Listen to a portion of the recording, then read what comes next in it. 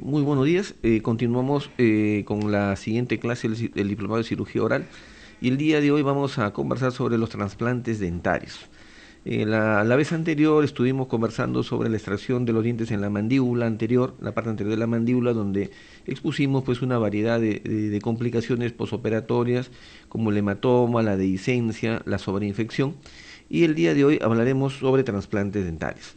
Los trasplantes dentarios o un trasplante es el traslado o el transporte de un órgano de un lugar a otro. A diferencia del injerto, que es el traslado de un tejido de un lugar a otro, el trasplante se caracteriza porque trasladamos en este caso el órgano dental y por eso se llama trasplante. Esta técnica tiene muchísimos años de uso, muchísimos siglos, como vamos a ver, pero la época moderna de los trasplantes dentarios empieza con Hunter, ¿no? Quien hace el primer trasplante dentario, trasladando el germen de un ser humano a la cresta de un pollo. Y que luego, después de muchos meses y un par de años, el pollo creció, se convirtió en gallo y finalmente el gallo pues estaba con una corona de diente en su corona, en su cresta, ¿no? Y eso fue el inicio, eso fue en el siglo XVIII. Y a partir de esa fecha pues empezó toda una serie de protocolos que tuvieron un boom a partir de los años 30, 1930 hasta 1970 aproximadamente en otros países y en el Perú hasta la década de los 80 inclusive, donde aparecen con fuerza los implantes dentarios y bueno, esta técnica del trasplante queda en desuso. Este trasplante dentario vamos a tener oportunidad de conversar conjuntamente con otras técnicas como la pisectomía, el reimplante dentario, que están siendo, y el otro es la vestíbuloplastía o profundización de surco, que son técnicas quirúrgicas que van camino a la desaparición, están en vías de extinción. ¿Y por qué me refiero a la vía de extinción en el caso del trasplante dentario? Porque al trasladar un órgano dentario de un lugar a otro, nosotros no podemos garantizar la viabilidad o la permanencia de este diente trasplantado de por vida, a diferencia de los implantes, en donde sí tenemos la seguridad que este implante dentario metálico de titanio va a estar sí o sí en la boca del paciente, en el maxilar del paciente específicamente, durante toda su vida.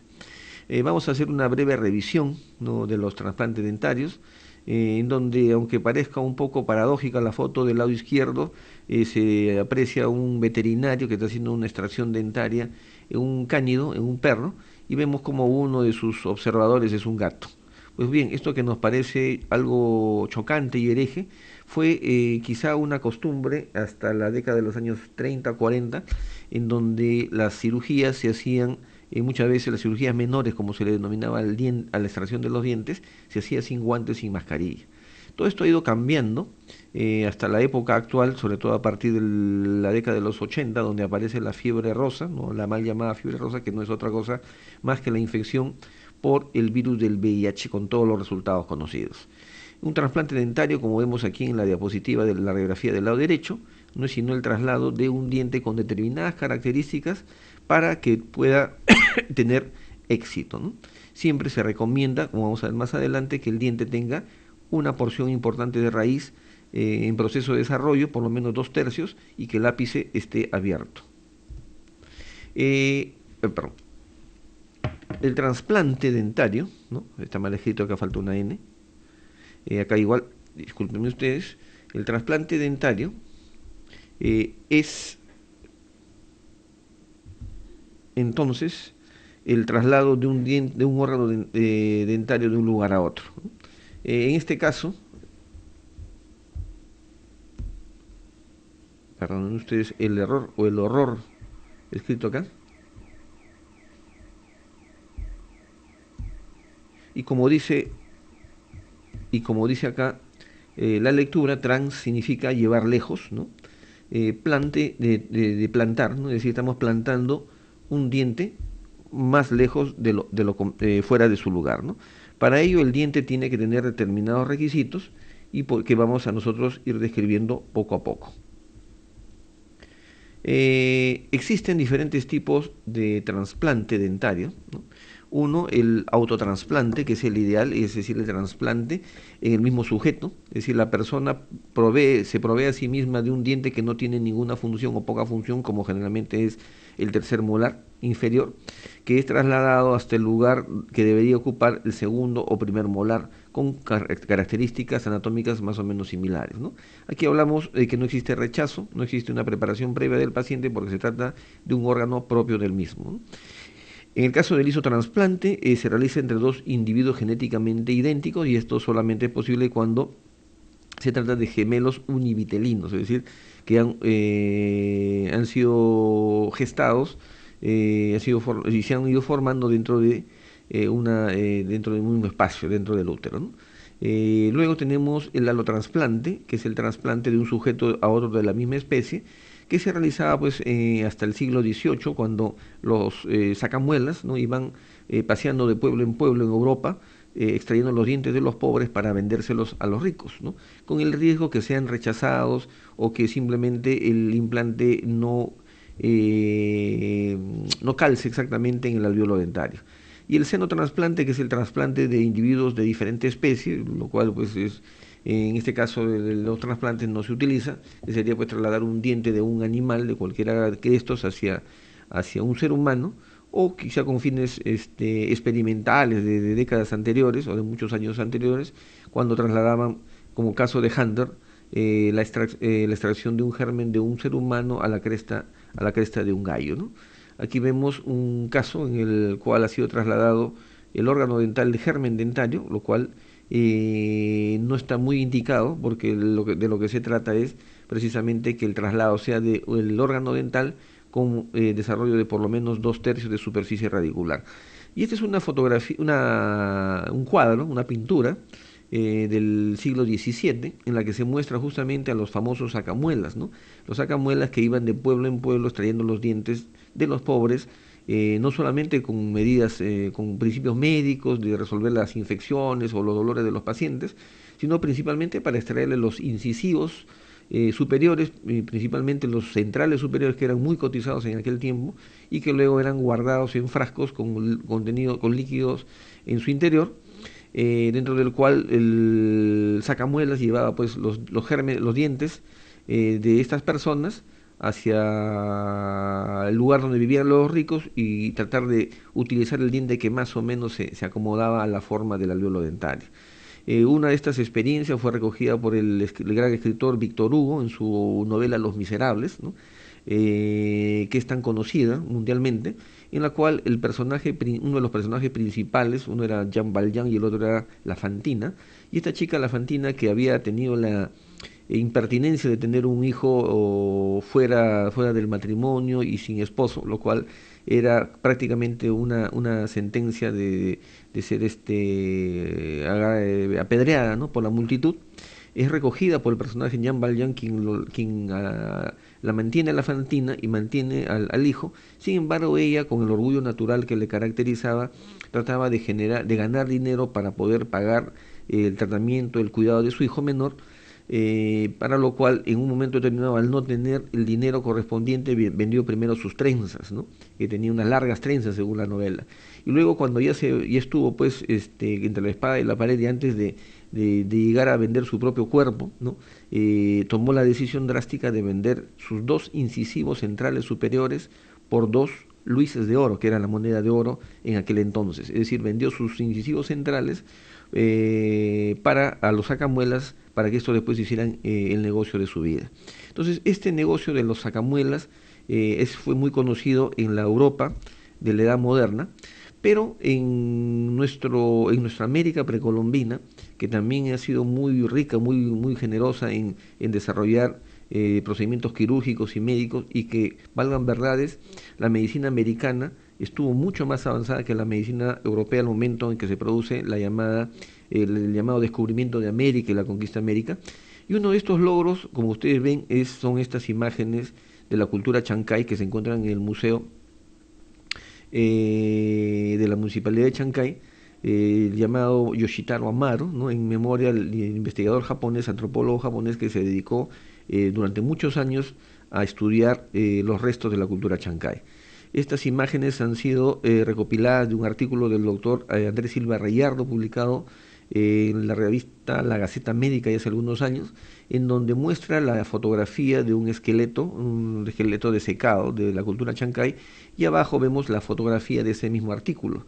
En ese artículo, el autor de esa investigación descriptiva habla de la gran frecuencia de enfermedades periodontales, el daño periodontal en aquellos tiempos por falta de higiene, la abrasión, la traición de los dientes, pero no se percató en su propia radiografía, porque no está registrada esta información en su artículo, que la radiografía periapical muestra que el alveolo dentario, como ustedes ven aquí abajo, el alveolo dentario no coincide con la forma de las raíces de los dientes, lo cual significa que estos dos dientes que están coloreados en azul, y para ser coloreados en azul debieron haber sido extraídos previamente de la boca de la persona. Al no coincidir al alveolo, se trata pues evidentemente de un caso de un trasplante dentario, dos casos de trasplante dentario. Y de estos hay muchos dentro de los restos de la cultura chancay. Aquí vemos otro cuadro también de ese mismo artículo del doctor Silva Reyardo, donde se ven que estos dos dientes coloreados han sido colocados en el hueso, y ha pasado muchísimo tiempo a tal punto que se ha formado hueso alrededor de esos dientes, y además ha habido un desgaste severo, lo cual significa pues que este paciente tuvo muchos años en boca, en vida, estos dientes con mucho éxito, y se trató también de trasplantes dentarios. Las indicaciones, que ya son pocas en realidad, no es el reemplazo de dientes que van a ser extraídos. Esa es la única indicación que existe en la actualidad. Ya no se habla que porque haya agenesia de un diente, un primer molar, un premolar, vamos a extraer un molar para acomodarlo, hacerle una cavidad en el hueso. Eso ya no está indicado. Yo voy a mostrar algunos casos porque llevo pues cerca de 30 años en la profesión, y en la época en que hice estos casos todavía aquí en el Perú no estaba difundido el uso de los implantes, ¿no? Pero en general ahora la única indicación sería, para los trasplantes dentarios, sería la pérdida inminente de un primer o segundo molar, y que la forma del alveolo dentario coincida, ¿no?, bastante con la forma del diente que vamos a nosotros utilizar como trasplante, ¿no? También históricamente, como dice la diapositiva, el reemplazo de incisos superiores deteriorados por caninos superiores, pero eso es parte de la literatura histórica de la odontología, así como también casos de síndrome de Treacher-Collins y patologías con dientes supernumerarios que fueron reutilizados o fueron utilizados en zonas edéntulas en estos pacientes cuando no se utilizaban todavía los implantes, ¿no? El requerimiento general para un diente que va a ser trasplantado, es que tenga como mínimo un tercio de la raíz desarrollada y calcificada, y como máximo los 2 tercios, estamos hablando de un grado 8 según la clasificación de Nolla, ¿no? El ápice definitivamente debería estar abierto y no debe haber infección en el alveolo receptor para evitar el problema de rechazo o pérdida de este diente trasplantado. Aquí vemos un caso ya bastante antiguo, una dama de 22 años que tenía un tercer molar en germen en el cuarto cuadrante de la pieza 4-8, y que pensamos, y que la cual le hicimos en aquel tiempo, ya han pasado muchísimos años, unos 18 años aproximadamente, hicimos el trasplante hacia esta zona edéntula donde no había alveolo dentario. El procedimiento quirúrgico es igual al de un tercer molar retenido, colgajo, tipo Newman, exposición de la corona, extracción de la raíz sin realizar, en este caso, manipulación del ápice. El germen se deposita en solución salival, o se deposita en leche, o se deposita en cloruro de sodio, o por último en agua hervida, tibia, y luego se procede a preparar el lecho quirúrgico. En este caso hemos utilizado una técnica llamada la técnica del split, en donde hemos producido la fractura de la tabla vestibular para crear un falso alveolo. Como la tabla lingual no se toca, el diente va a quedar vestibularizado, y esta fractura que se realiza con fresa, este corte es osteotomía con fresa, solamente se hace en la vertical, mientras que en la parte apical se hace un pequeño desgaste para producir una fractura en tallo verde.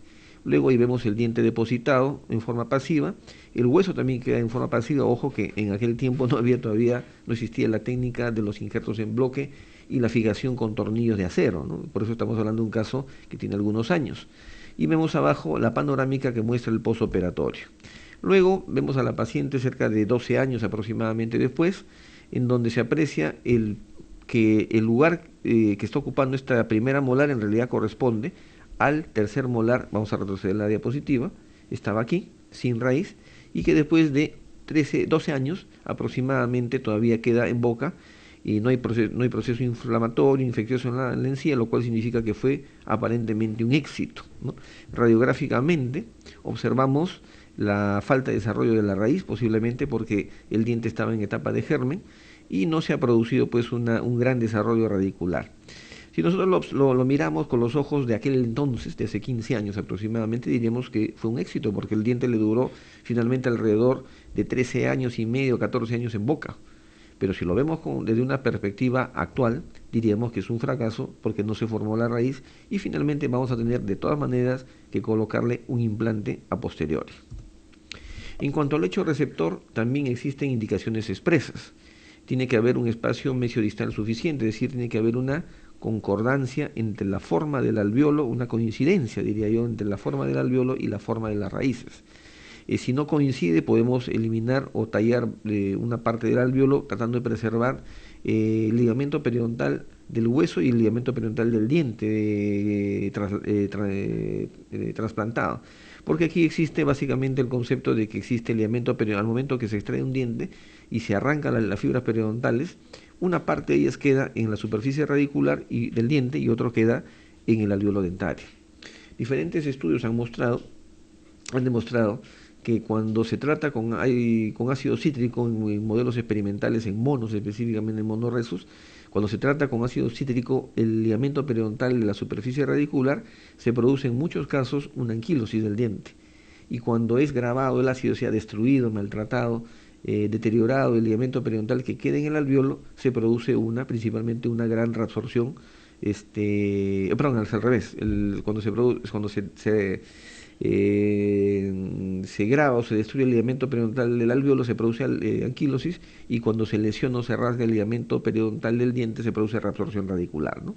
Con la aclaración hecha, tenemos que recordar entonces que el ligamento periodontal es fundamental en este caso, tanto en el reimplante como en el trasplante, para garantizar el éxito del tratamiento. Aquí vemos otro caso, ¿no? Un tercer molar inferior con 2/3 de desarrollo de la raíz, ¿no? Entre 8 y 9 de nola, el ápice está abierto. Acá hay un primer molar que va a tener que ser extraído por infección apical. Ha habido lesión de la furca, entonces el diente se va a perder, y vemos que los alvéolos dentarios guardan cierta similitud, ¿no? Y el espacio mesiodistal también. Vemos una vista más cercana y la foto clínica abajo del paciente, en la cual se observa, fíjense ustedes con el cursor, se observa que la corona está parcialmente erupcionada en boca, ¿no? Se procede a la extracción del diente 2 días antes, y después de 2 días de haber medicado con antibióticos, en este caso ampicilina de 500 miligramos por vía oral cada 6 horas durante dos días, se procede a hacer el trasplante 2 días después. Se hace un retiro del coágulo, en este caso se hizo un pequeño desgaste del tabique interradicular, es decir, del hueso, se ubica el diente trasplantado y se ve claramente que no existe espacio, no hay coincidencia, no puede encajar. Lo volvemos a retirar, como muestra la diapositiva de la derecha, desgastamos a nivel proximal con la fresa y luego el diente encaja perfectamente. En este caso estamos probando abajo, en la diapositiva de abajo, la oclusión en diferentes movimientos para verificar que no hay oclusión de este diente en ningún momento. Y en vista que el diente ha encajado con fuerte presión, no es necesario hacer ningún tipo de ferulización. Aquí observamos otro paciente, quizá un poco más difícil de manejar, un primer molar inferior y un tercer molar también que no cumple unas indicaciones expresas. Acá está el momento en que se está haciendo la extracción del primer molar inferior, tuvo que ser seccionado en 3 partes, luego se queda el alvéolo dentario dispuesto para depositar solamente el diente trasplantado y viene la sutura.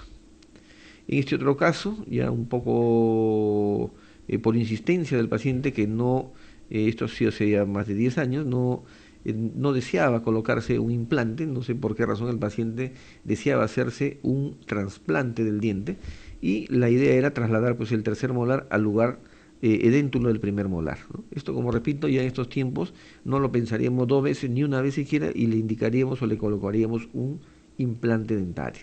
Esa es la zona receptora, vista desde oclusal. Aquí hemos hecho el colgajo para descubrir el germen, el diente retenido, tercer molar inferior derecho. Acá estamos ampliando la osteotomía y dejamos al diente, en este caso dentro de su alveolo, para evitar para mantener irrigado, digamos, en todo momento y tratar de mantener el menor tiempo posible fuera de boca. Hacemos unas perforaciones en la tabla vestibular. En este caso, una fractura del segmento, tuvimos que acondicionar uno de los fragmentos en la tabla vestibular y lo fijamos con un tornillo de acero y hemos creado en este caso un falso alveolo. Vemos que la raíz del diente tiene 2/3 de desarrollo radicular y depositamos al diente en posición y esa es la radiografía posoperatoria donde todavía se observa un proceso inflamatorio alrededor del lecho quirúrgico, ¿no? Una vista posterior, tomada unos 3 meses aproximadamente después, se ve que el proceso inflamatorio ha disminuido, la zona radiolúcida ha disminuido y clínicamente, que es lo más importante, el diente se encuentra en perfecto estado y se encuentra totalmente fijo, aunque vestibularizado en este caso, ¿no? Lo dejamos así por espacio de 3 meses aproximadamente. Luego hacemos una operculectomía. El diente está fijo, sumamente fijo, no tiene absolutamente nada de movilidad.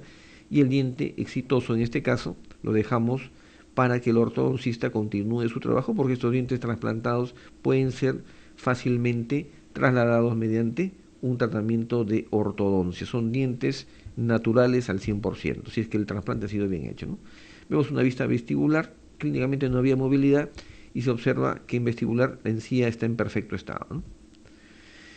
A los 8 meses aproximadamente, ante la prominencia, la emergencia, la visualización, perdón, del tornillo, se hace una pequeña incisión, retiramos el tornillo de fijación del hueso y no queda absolutamente nada de recuerdo, ¿no? Está la sutura y pasa a manos del ortodoncista, ¿no? Esta es la foto previa antes de retirar el tornillo. Este es otro paciente que al margen que tiene una serie de patologías de apiñamiento dentario, dientes retenidos y también dientes sumergidos, que son los dientes deciduos, primeros molares superiores, sumergidos porque se encuentran por debajo del nivel oclusal y que se encuentran anquilosados a su base, en este caso el seno maxilar.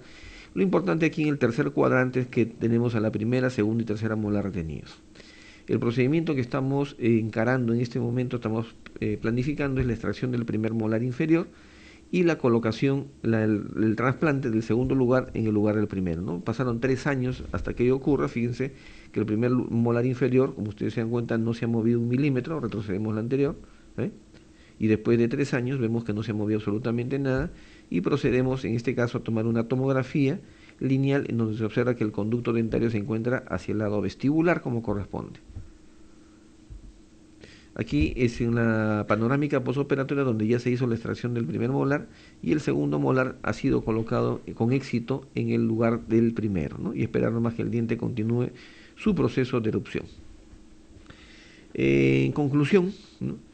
Para realizar un adecuado manejo quirúrgico de los pacientes con requerimiento de dientes de trasplantes dentarios, es necesario hacer una evaluación general del paciente, siempre plantearle la siguiente pregunta. La indicación correcta es de un implante. ¿Desearías colocarte un implante? Porque cabe la posibilidad de hacer un trasplante porque acá hay un alveolo dentario fresco, porque vamos a realizar recién la extracción del primero o segundo molar y cabe la posibilidad que podamos trasladar este germen, este diente que no ha completado su desarrollo apical con éxito. Si esa pregunta inicial del paciente es positiva, entonces pasaremos a hacer la evaluación periapical, panorámica y también tomográfica en estos tiempos para ver la calidad del hueso, la forma del alveolo, la cercanía al conducto dentario y todas esas cosas, ¿no? Evaluar en el modelo de estudio el espacio disponible en relación con la edad del paciente y el espacio disponible que va a quedar en el espacio donde vamos a hacer la extracción dentaria, porque hay que entender que la corona del tercer molar puede tener diferentes tamaños y formas, 1. Y 2, que ante la pérdida de corona por caries, principalmente del primer o segundo molar que estamos extrayendo, en el caso del primer molar puede haber migrado o mesializado el segundo molar y el espacio mesiodistal ya no es ideal. Hay que tener un grado de colaboración del paciente, porque esto es una anécdota que yo la comparto. En uno de estos pacientes exitosos, recuerdo trabajando en la universidad, sometimos a un niño de 11 años a un trasplante dentario con éxito. 13 años tenía, 13 años. Y después de haber sido exitoso el trasplante, que el diente quedó ligeramente vestibularizado, es decir, necesitaba tratamiento de ortodoncia. Al ver la necesidad supuestamente económica de parte del paciente, decidimos conseguirle todos los implementos para hacerle el tratamiento de ortodoncia gratis de parte de la universidad. Sin embargo, la respuesta del paciente fue que ya no quería que a su hijo lo tocara en absoluto y que quería simplemente que el diente trasplantado con éxito fuera extraído. Ante la insistencia del papá y de la mamá, tuvimos que extraer el diente trasplantado con éxito, y la sensación que tuvimos, la resistencia que percibimos en el diente extraído fue exactamente igual a de cualquier otro diente natural. Entonces, la colaboración del paciente es importante porque el éxito no está en que obliguemos o hagamos inducción, induzcamos al paciente a hacerse este trasplante, sino que el paciente sea consciente, y los papás también, que el éxito va a depender del seguimiento que se haga a largo plazo. Lo que sí no podemos garantizar es el éxito al 100% ni el éxito a largo plazo. Esa es una de las limitaciones de esta técnica, por la cual pienso que esta técnica en algún momento o ya está en proceso de extinción o prontamente desaparecerá dentro de los tratamientos quirúrgicos de elección, y a los cirujanos dentistas jóvenes se les enseñará pues como una técnica que hicieron nuestros abuelos y que ya actualmente no estaría pues indicada, ¿no? Entonces, vuelvo a repetir, este Santa Claus, Papá Noel, San Nicolás modernizado, nos indica que este tratamiento de trasplantes dentarios no es un tratamiento nuevo, tiene siglos de uso tanto en América como en Europa. Es una reactualización tenerlo en cuenta de vez en cuando, pero cada vez menos es la posibilidad, pero siempre es bueno tenerla en consideración. Por eso forma parte de este diplomado en cirugía oral, dado de que tenemos conocimiento que dentro de los colegas que se han inscrito están colegas ecuatorianos, bolivianos, un uruguayo por ahí, argentino. Entonces, para nosotros todavía es un tratamiento que es una alternativa dentro de nuestra realidad.